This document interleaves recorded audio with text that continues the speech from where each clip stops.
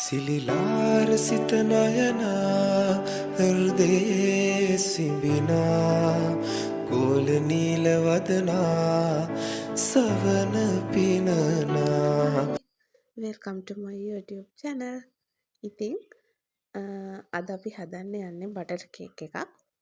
බලමු අපි butter cake එක හදන්න මම මොනවද මෙතන අරගෙන තියෙන්නේ කියලා.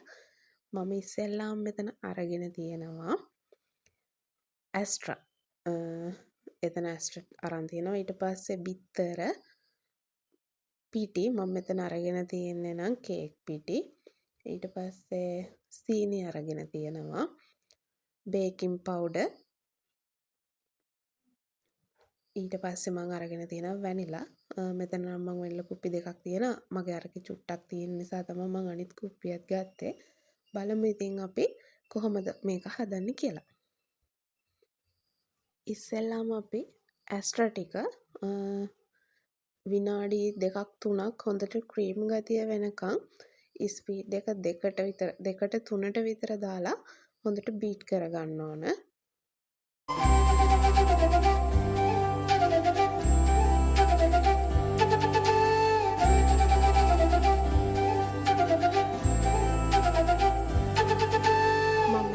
තිබ්බේ කාමරුෂ්ණතේ තියාගත්ත ඇස්ට්‍රා. ඊට පස්සේ අපි භාජනයේ වටේ ගෑවිලා තියෙන ටික ස්පැචූල එකක් ආධාරයෙන් එකතු කරගන්න ඕන. ඒ එකතු කරගෙන ඉවර වෙලා අපි ආයි චුට්ටක් මේක බීට් කරගමු.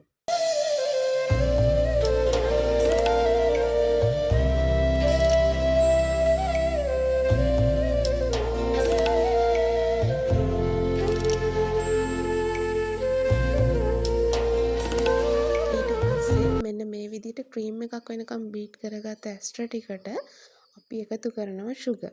මම මෙතන නම් සීනි අරන් තියෙන චූටි කැටයකින්. ඔයාලා සීනි ලොකු කැට වගේ එකකින් ගන්න ඕන නම් බ්ලෙන්ඩර් කරලා ගත්තට කමක් නැහැ. එතකොට අපේ ඇස්ට්‍රා එක ඉක්මනට දිය වෙනවා. වැඩි කාලයක් යන්නෙත් නැහැ බැටර් එක හදාගන්න. ඉතින් මේ විදිහට අපි සීනි ටික ටික දාලා අපි මේක බීට් කරගමු.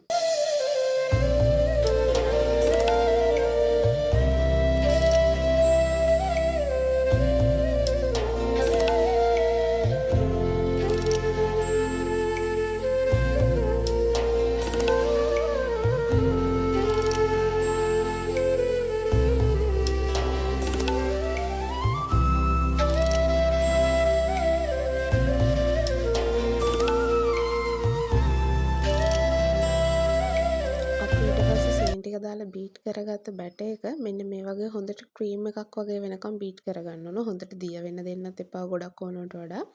මම මෙතන ස්පීඩ් කරලා තියෙන්නේ ඔයාලට මේක ඉක්මනට කියා දෙන්න ඕන නිසා. ඊට පස්සේ අපි වටේ ගෑවිලා තියෙන ටිකත් ඒ විදිහට එකතු කරගෙන බිත්තර ටික එක සැරයකට එකක් වෙන්න දාලා අපි බීට් කරගමු.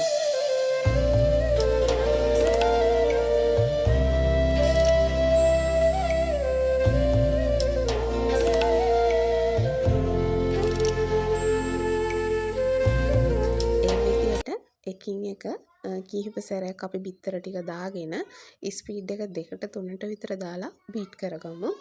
ඕනට වඩා බැටර් එක දිය වෙන්න දෙන්න එපා ගොඩාරියක්. සාමාන්‍ය විදියට බීට් කරගන්න.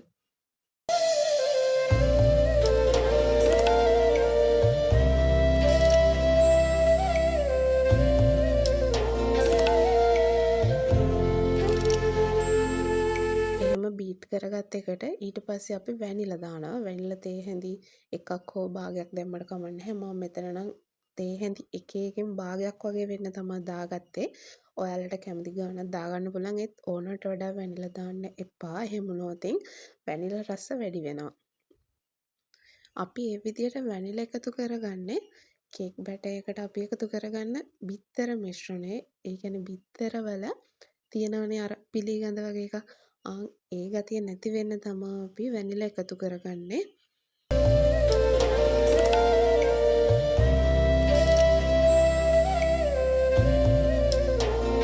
ඊට පස්සේ අපි මේ විදියට බීට් කරගෙන ඉවරලා අපේ වටේ ගෑවිලා තියෙන ටික භාජනයේ ස්පැචුලකින් එකතු කරගෙන බේකින් පවුඩර් තේ හැඳි 2ක් දාලා හලාගත්ත.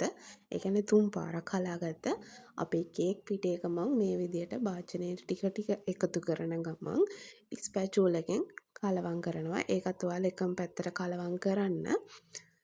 මෙතනදී මම බීටරේ නම් පාවිච්චි කරන්නේ නැහැ. මම පිටි ටික එකතු කරාට පස්සේ කොහොමද ස්පැචූල් එකෙන් තමයි කලවම් කරගන්නේ.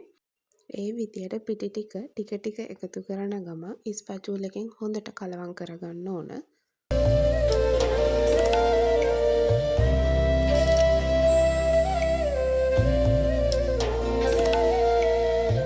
පිටි ටික දාලා කලවම් කරගත්තට පස්සේ අපේ කේක් බැටර් එක තියෙන්නේ මෙන්න මේ විදියට. ඕනට වඩා දිය ගතියක් නැහැ. ඕනට වඩා තද ගතියක් නැහැ. හොඳට ක්‍රීම් එකක් වගේ ක්‍රීමි ගතිය හොඳට තියෙනවා. බලන්නකෝ.